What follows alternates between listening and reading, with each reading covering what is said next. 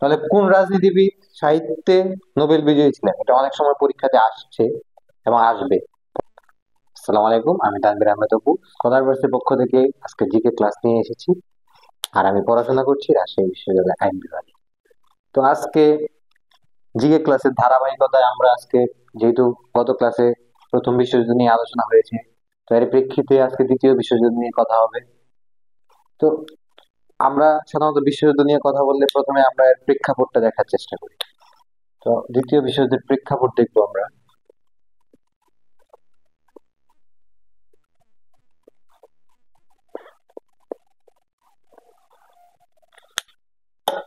প্রেক্ষাপট বলতে একটা বিশ্বযুদ্ধ হওয়ার পিছনে যে কারণ, একটা বিশ্বযুদ্ধ হুট করেই শুরু হয়ে যায় না। এর পিছনে দীর্ঘস্থায়ী একটা প্রভাব থাকে, একটা কারণ থাকে, এবং সেই কারণের প্রেক্ষিতেই একটা বিশ্বযুদ্ধের সূচনা হয়। তো দ্বিতীয় বিশ্বযুদ্ধ মানব জাতির ইতিহাসে সবচাইতে ভয়াবহ যুদ্ধ ছিল, এবং সবচেয়ে বেশি প্রাণহানি, ইনফ্রাস্ট্রাকচারের ক্ষয়ক্ষতি, সব ধরনের ক্ষয়ক্ষতি বিবেচনায় দ্বিতীয় বিশ্বযুদ্ধ সব যুদ্ধকে ছাড়িয়ে যায়। তো দ্বিতীয় বিশ্বযুদ্ধের পিছনেও একটা ভ্যালিড রিজন ছিল। আমরা দেখেছি প্রথম বিশ্বযুদ্ধে পরাজিত শক্তি জার্মানি, এবং জার্মানিকে ভার্সাই চুক্তির মাধ্যমে কিছু অন্যায় অন্যায় শর্ত চাপিয়ে দেওয়া হয়। তাহলে আমরা প্রথমে দেখবো যে প্রথম বিশ্বযুদ্ধের ফলাফল।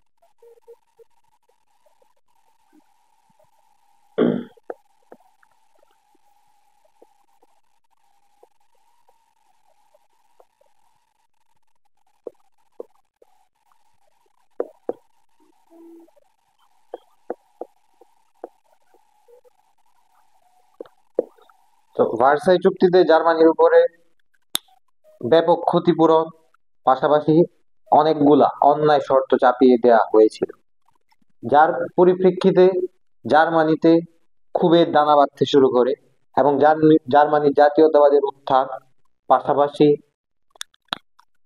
ইউরোপ কেন্দ্রিক যে ক্ষমতার দ্বন্দ্ব, অস্ত্রের দ্বন্দ্ব, সবগুলাই দায়ী ছিল। তবে এখানে প্রথম বিশ্বযুদ্ধের ফলাফলে যে চুক্তি হয়েছিল ভার্সাই চুক্তি, তার যে অন্যায় শর্তগুলা ছিল সেগুলার প্রেক্ষাপটেই মূলত দ্বিতীয় বিশ্বযুদ্ধের সূচনা ঘটে। তো আমরা আরো দেখব জার্মান জাতীয়তাবাদের বা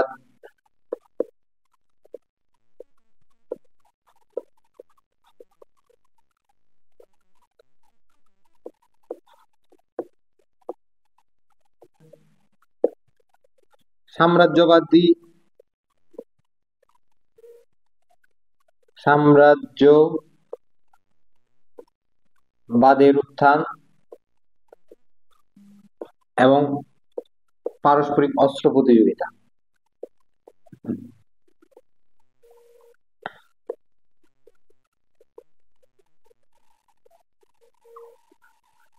এবং অস্ত্র প্রতিযোগিতা যার প্রেক্ষাপটে জার্মানি 1939 সালে 1 সেপ্টেম্বর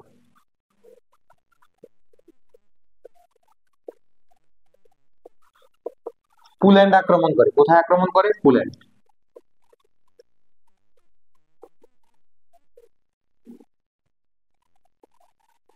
পোল্যান্ডে আক্রমণের মাধ্যমে দ্বিতীয় বিশ্বযুদ্ধের সূচনা ঘটে। তো প্রেক্ষাপটের আরেকটা বিষয়, এটা প্রাসঙ্গিক আলোচনা, এটা হচ্ছে নাৎসিবাদের উত্থান ছিল। হিটলারের যে তথ্য ছিল সেটা ছিল নাজিজম বা নাৎসিজম, এবং হিটলারের বাহিনী ছিল নাজি বাহিনী বা নাৎসি বাহিনী। আমরা আরো পরবর্তীতে আরো দেখবো হিটলারের পুলিশ বাহিনী কি ছিল, এটা অনেক সময় প্রশ্নে এসেছে। তো আমরা পরের ধাপে যাব এখন। এই আলোচনায় আর একটা বিষয় আছে যে হিটলারের পুলিশ বাহিনীর নাম কি ছিল। তো পুলিশ বাহিনী, এটা এটা বলতেছি কারণ হচ্ছে এটা বিভিন্ন কম্পিটিটিভ এক্সাম গুলোতে আসে, যার কারণে এটা প্রাসঙ্গিক ভাবে আমি দেখাচ্ছি। গেস্টাপো। তো হিটলারের পুলিশ বাহিনীকে বলা হয় গেস্টাপো। তো আমরা পরের ধাপে যাব। পাশাপাশি আমরা প্রাসঙ্গিক আলোচনা যেগুলো ছিল সেগুলা। তো আরেকটা প্রাসঙ্গিক বিষয় হচ্ছে যে সময়কালটা আমরা মনে রাখার চেষ্টা করব। সময়কাল, প্রেক্ষাপট আমরা দেখেছি, এখন সময়কাল।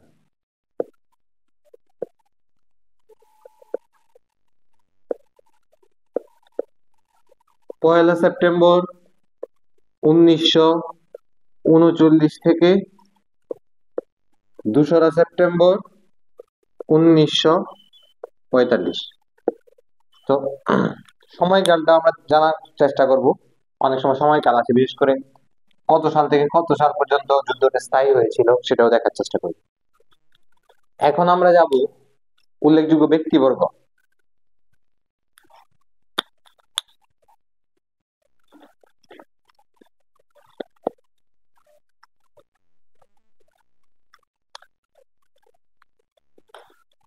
তো প্রতিটা বিশ্বযুদ্ধে কিছু,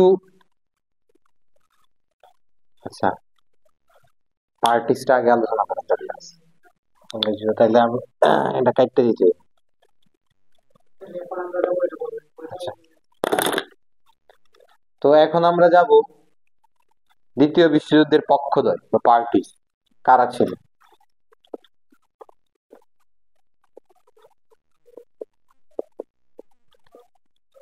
আমরা প্রথম বিশ্বযুদ্ধে দেখেছি দুইটা পার্টিস সবসময় থাকে, যার দুইটা পার্টিসের মধ্যে অনেকগুলা দেশ ইনভলভ থাকে।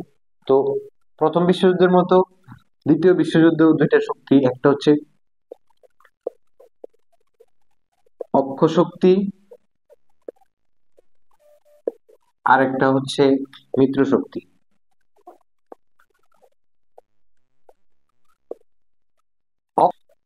এই দুইটার ইংরেজি টার্ম অনেক সময় আসে, যে অক্ষ শক্তি, মিত্র শক্তির ইংরেজি টার্ম কি?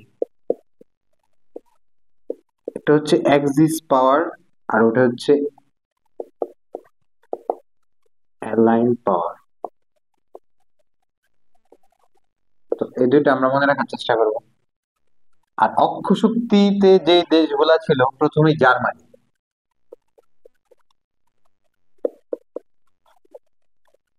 জার্মানি সরাসরি দ্বিতীয় বিশ্বযুদ্ধ শুরু করেছিল,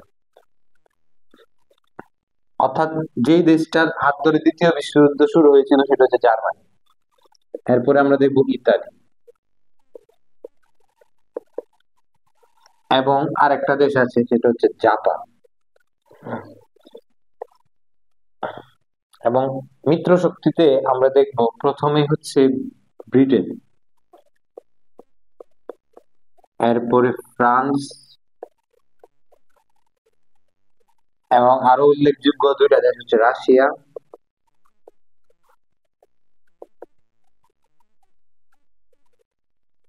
এবং যুক্তরাষ্ট্র।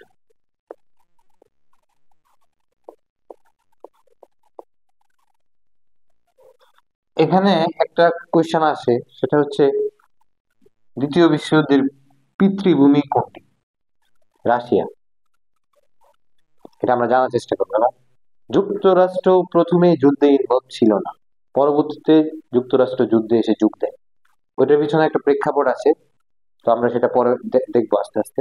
তো পার্টিস আমরা মনে রাখার চেষ্টা করব, দুইটা শক্তি থাকে, একটা অক্ষ শক্তি, মিত্র শক্তি। অক্ষ শক্তি জার্মানি, ইতালি, জাপান, এবং মিত্র শক্তিতে ব্রিটেন, ফ্রান্স, রাশিয়া, যুক্তরাষ্ট্র, এই দেশগুলো ছিল।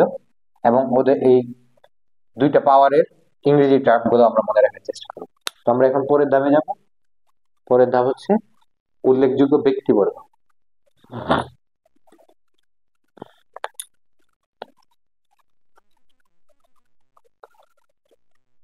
তো প্রতিটা বিশ্বযুদ্ধে কিছু লোকের নেতৃত্বে হয়ে থাকে, এবং কিছু লোক এই যুদ্ধে উল্লেখযোগ্য ভূমিকা পালন করে। তাদের নাম আমরা মনে রাখার চেষ্টা করব, কারণ বিভিন্ন পরীক্ষায় তাদের নাম আসে, উল্লেখযোগ্য ব্যক্তিবর্গ সম্পর্কে কোয়েশ্চেন আসে।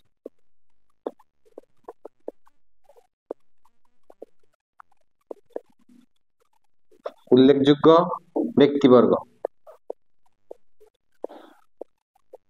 তো আমরা উল্লেখযোগ্য ব্যক্তিবর্গের দিকে এখন নজর দিব। প্রথমে দেখব বিভিন্ন দেশের রাষ্ট্রপ্রধান তখন কে ছিলেন। প্রথমেই যদি আমরা দেখি জার্মানি। জার্মানিতে তখন রাষ্ট্রপ্রধান ছিলেন বা চ্যান্সেলর ছিলেন হিটলার।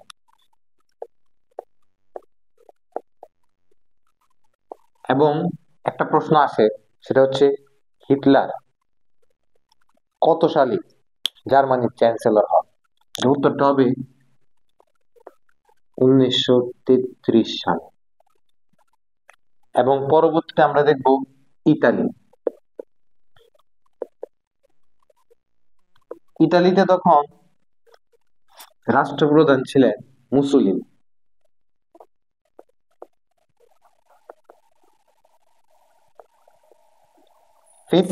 ফেসিজম যেটাকে বলা হয়,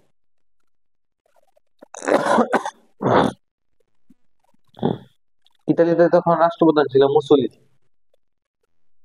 মুসোলিনির নামটা আমরা আলাদা করে মনে রাখার চেষ্টা করব, এর কারণ হচ্ছে ফেসিজম যে টার্মটা আমরা ইউজ করি, সেই ফেসিজম টার্মের বা ফেসিজম মতবাদ তার জনক হচ্ছে মুসোলিনি।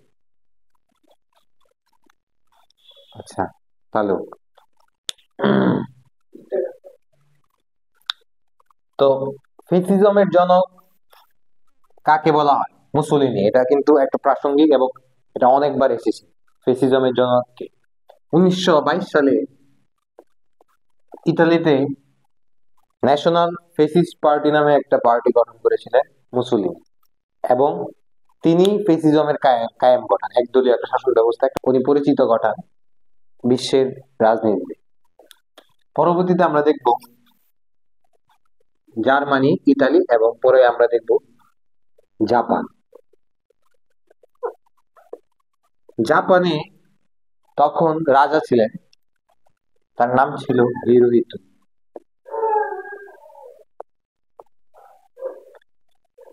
এবং পরবর্তীতে আমরা দেখব এই সবগুলা হচ্ছে অক্ষ শক্তি। এবং মিত্র শক্তিতে তখন ছিল, যদি আমরা দেখি রাশিয়া,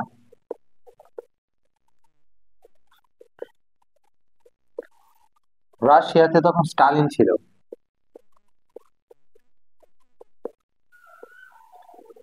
যদি ব্রিটেন দেখি তাহলে দেখবো যে ব্রিটেনে তখন দায়িত্বে ছিলেন, আচ্ছা এটা একটু বলতে হয়, এটা হচ্ছে যে ব্রিটেনে তখন অর্থাৎ দ্বিতীয় বিশ্বযুদ্ধকালীন সময়ে সর্বমোট 3 জনকে আমরা দায়িত্বে দেখব। তো তারা হলেন চার্চিল দেখব,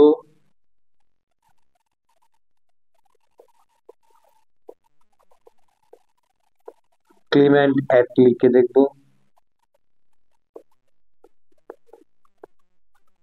এবং দেখব চেম্বারলিন।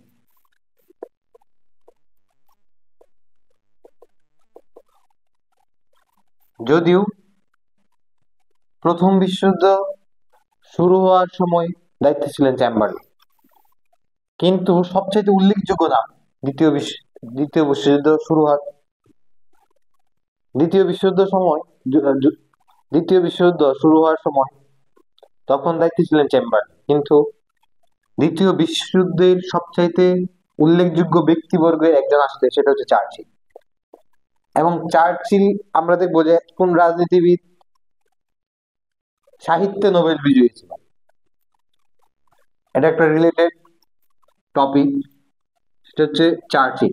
তাহলে কোন রাজনীতিবিদ সাহিত্যে নোবেল বিজয়ী ছিলেন, এটা অনেক সময় পরীক্ষাতে আসছে এবং আসবে পরবর্তীতে। তো বইটার নাম আমরা এখন দেখবো, Churchill the second world war.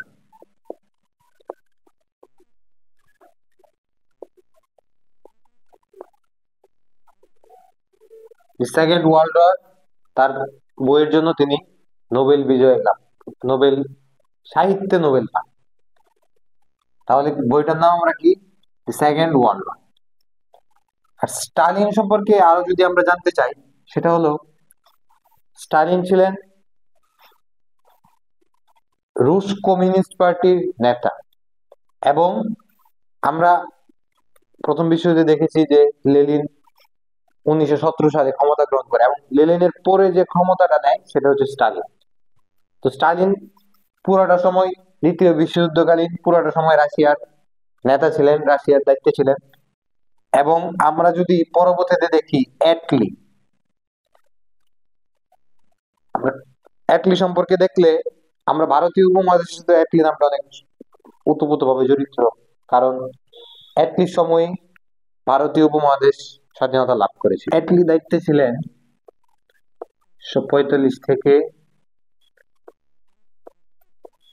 এটা আমরা ইম্পর্টেন্ট, অর্থাৎ দ্বিতীয় বিশ্বযুদ্ধে একেবারে শেষের দিকে অ্যাটলি দায়িত্ব নেন।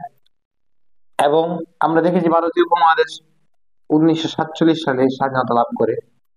এরই প্রেক্ষিতে অ্যাটলি নামটা খুব গুরুত্বপূর্ণ ভারতীয় উপমহাদেশের স্বাধীনতার ইতিহাসের প্রেক্ষিতে। এবং এটি পার্টি কি ছিল আমরা এটা মনে রাখার চেষ্টা করবো। অ্যাটলি ছিল লেবার পার্টি,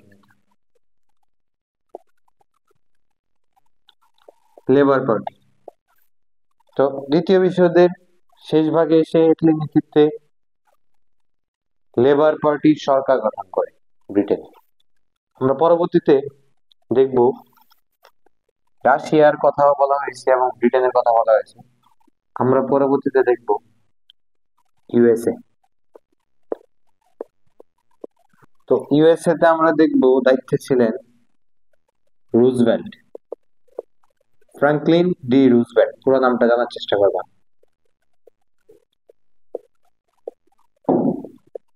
এবং ছিলেন, তার টেনার ছিল 1933 থেকে 45, এবং তার মৃত্যুর পরে ট্রুম্যান দায়িত্ব নেয়।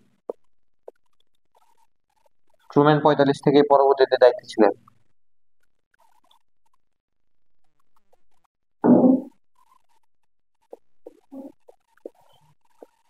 আমরা দুইটা তথ্য, প্রাসঙ্গিক তথ্য, আমরা প্রথম বিশ্বযুদ্ধে বলেছিলাম যে রুজভেল্ট নিউ ডিল, প্রথম বিশ্বযুদ্ধের প্রেক্ষাপটে যে মহামন্দা শুরু হয়েছিল সেটা কাটিয়ে ওঠার জন্য রুজভেল্ট দি নিউ ডিল প্রচলন করেছিলেন।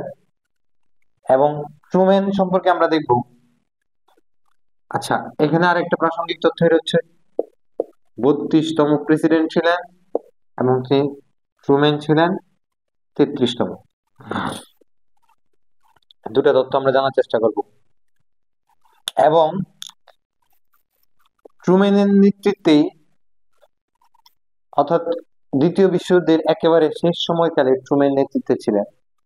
এবং জাপানে যে হামলা হয়েছিল, আমরা জানি যে মানব ইতিহাসে প্রথম অ্যাটমিক অস্ত্র ব্যবহার হয়েছিল জাপানে। এবং ইউএসএ যে দুইটা পারমাণবিক বোম নিক্ষেপ করেছিল সেটা ট্রুম্যানের টেনারে বা তার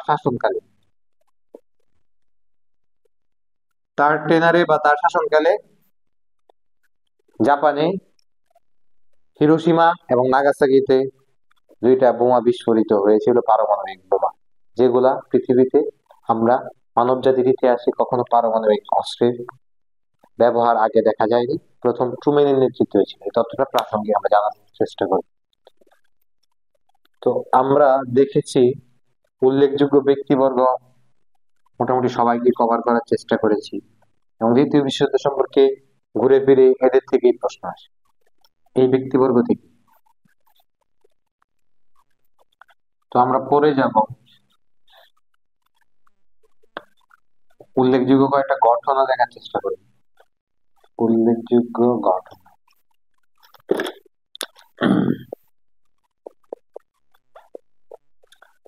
আচ্ছা, প্রথমে বলেছিলাম যে যুক্তরাষ্ট্র প্রথমে যুদ্ধে ছিল না, কিন্তু পরবর্তীতে যুদ্ধে অংশগ্রহণ করে। এটার পিছনে কারণ ছিল পার্ল হারবার আক্রমণ।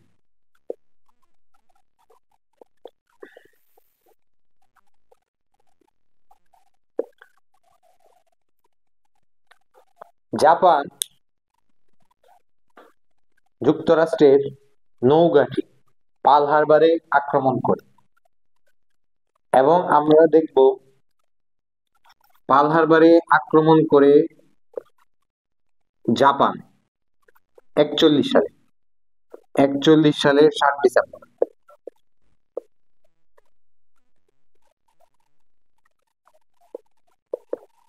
7 ডিসেম্বর এবং 8 ডিসেম্বর থেকে যুক্তরাষ্ট্র যুদ্ধে জড়িয়ে পড়ে। আমরা জানি যুদ্ধ শুরু হয়েছে 39 সালে, অর্থাৎ 39 সালের সেপ্টেম্বরে, এবং যুক্তরাষ্ট্র অংশগ্রহণ করে 41 সালে, অর্থাৎ 2 বছর পরে। তাহলে যুক্তরাষ্ট্র প্রথমে যুদ্ধে ইনভলভ ছিল না। এবং জাপান যখন পার্ল হারবারে আক্রমণ করেছিল, এখন পার্ল হারবার সম্পর্কে আরো একটা তথ্য জানি। এটা হচ্ছে পার্ল হারবার প্রশান্ত মহাসাগরের একটা প্রশান্ত মহাসাগরের হাওয়াই দ্বীপপুঞ্জে অবস্থিত।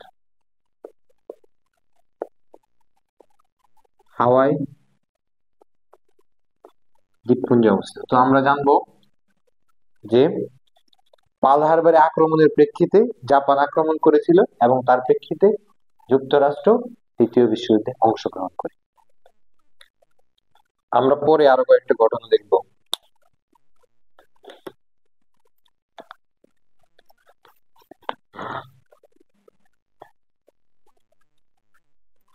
সেটা হচ্ছে হিরোশিমা এবং নাগাসাকিতে যেই পারমাণবিক অস্ত্র ব্যবহার হয়েছিল। তো হিরোশিমা এবং নাগাসাকি কম্পিটিটিভ এক্সাম গুলা মানে খুব আগ্রহের জায়গা।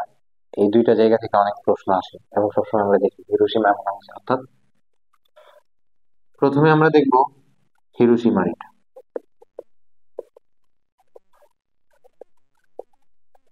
হিরোশিমায় হামলা হয়েছিল। হিরোশিমা জাপানের একটা শহর। এটা হচ্ছে হনশু দ্বীপে অবস্থিত।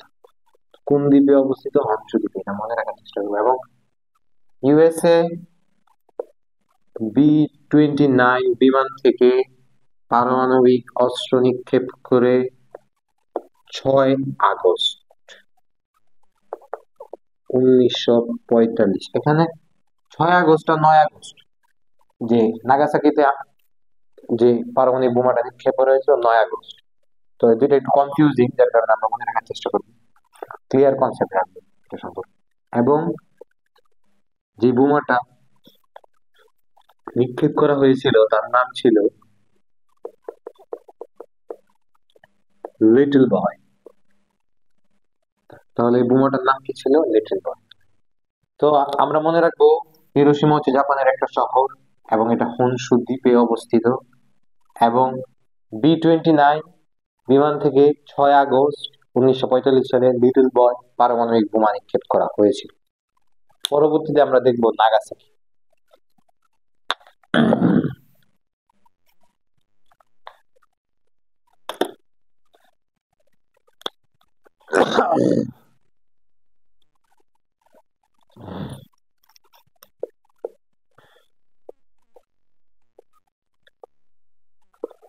নাগাসাকি অবস্থিত কিউশু দ্বীপে।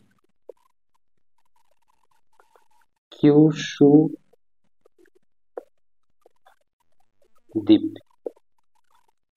তাহলে এখানেও B-29 বিমান থেকে 9 আগস্ট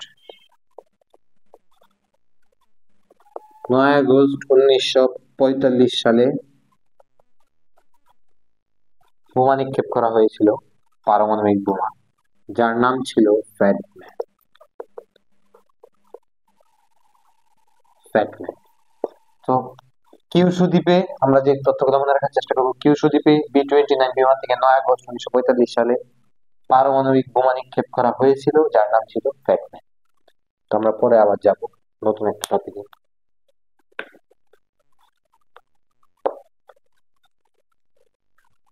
একটা টার্ম আমরা সবাই খুব জানি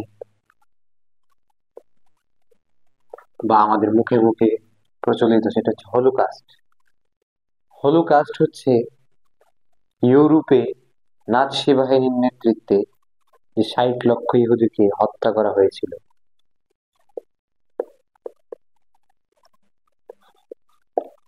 সেই ঘটনাকে হলোকাস্ট বলা হয়।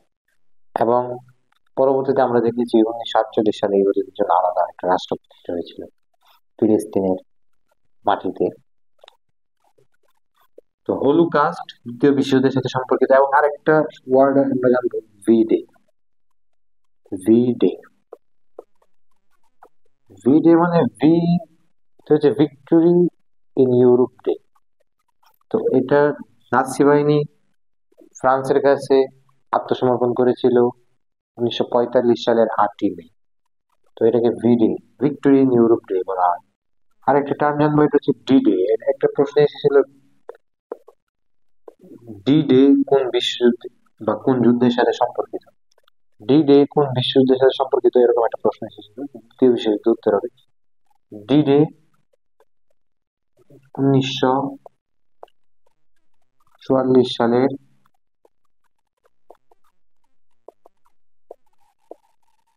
6 জুন।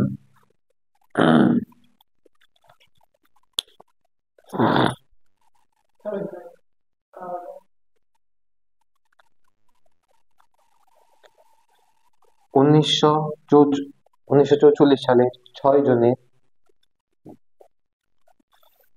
1944 সালে 6 জুনকে বলা হয় ডি ডে, দ্বিতীয় বিশ্বযুদ্ধ। দুইটা টার্ম জাস্ট মনে রাখবো, ভি ডে এবং ডি ডে দ্বিতীয় বিশ্বযুদ্ধের সাথে সম্পর্কিত। এবং হলোকাস্ট হচ্ছে নাৎসি বাহিনী কর্তৃক ইউরোপের ইহুদিদের যে নিধন করা হয়েছিল 60 লক্ষ ইহুদিকে, সেটা হচ্ছে হলোকাস্ট।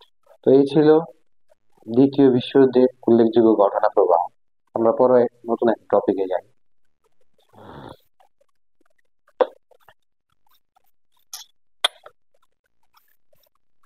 তো আমরা এখন দেখব ফলাফল।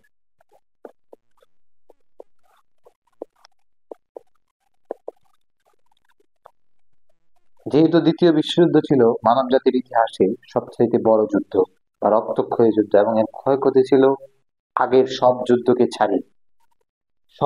ছাড়িয়ে গিয়েছিল দ্বিতীয় বিশ্বযুদ্ধের ক্ষয়ক্ষতি। এবং প্রায় 7 কোটি প্রাণহানি ঘটে। এবং প্রথম প্রথম পারমাণবিক অস্ত্রের ব্যবহার হয়।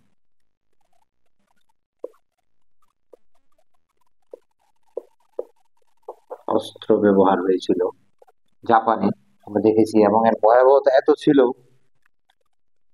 যে বিশ্ববাসী আতঙ্কিত হয়ে যায় পারমাণবিক অস্ত্রের ভয়াবহতা দেখে। এবং তারা একটি দীর্ঘস্থায়ী শান্তির লক্ষ্যে তখন বিভিন্ন সমাধান খুঁজতে থাকে, কিভাবে যাতে যুদ্ধের ভয়াবহতা থেকে মুক্তি পাওয়া যায়। এত প্রাণহানি, এত ক্ষয়ক্ষতি মানব জাতি কখনো দেখেনি। আমরা দেখব এরই প্রেক্ষিতে জাতিসংঘ, অর্থাৎ ইউএন, ইউনাইটেড নেশনস, যেটা এখনো আছে, এখনো কাজ চালিয়ে যাচ্ছে, সেই ইউএন গঠিত হয়েছিল দ্বিতীয় বিশ্বযুদ্ধের ফলশ্রুতিতে। আমরা দেখেছি প্রথম বিশ্বযুদ্ধের ফলশ্রুতিতে একটা সংগঠন হয়েছিল লিগ অফ নেশন, যার কার্যক্রম পরবর্তীতে স্থগিত হয়ে যায়। কিন্তু জাতিসংঘ সেই তুলনায় এখন পর্যন্ত যথেষ্ট সফলতার সাথে কাজ করে যাচ্ছে, আমরা দেখেছি। যদিও এটা একটা বিতর্কিত বিষয়, অনেকে জাতিসংঘের কার্যক্রম নিয়ে অনেক ধরনের প্রশ্ন তোলে। প্রথম বিশ্বযুদ্ধের প্রেক্ষাপটে আরেকটা বিষয় ঘটেছিল, এটা হচ্ছে উপনিবেশবাদের অবসান। আমরা দেখেছি প্রথম বিশ্বযুদ্ধের পরে ভারতীয় উপমহাদেশ সহ আরো যেই আফ্রিকাতে যে কলোনিগুলো ব্রিটিশরা বা ফ্রান্স বা ইউরোপিয়ানরা কলোনিগুলো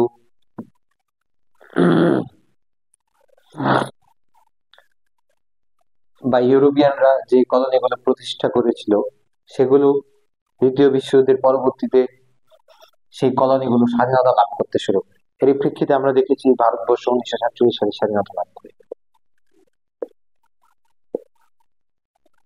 আর দ্বিতীয় বিশ্বযুদ্ধ সম্পর্কে যদি আরো কিছু জিনিস জানি, সেটা হচ্ছে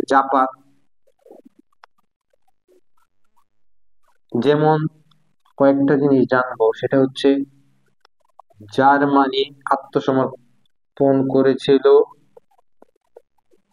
8ই মে 1945 সালে, এটা জানবো। এবং আমরা জানবো যে হিটলার আত্মহত্যা করেছিলেন 30 এপ্রিল। এগুলা জাস্ট জেনে রাখার চেষ্টা করবো। 30 এপ্রিল 1945 সালে। এবং আমরা প্রথমে একবার বলেছিলাম যে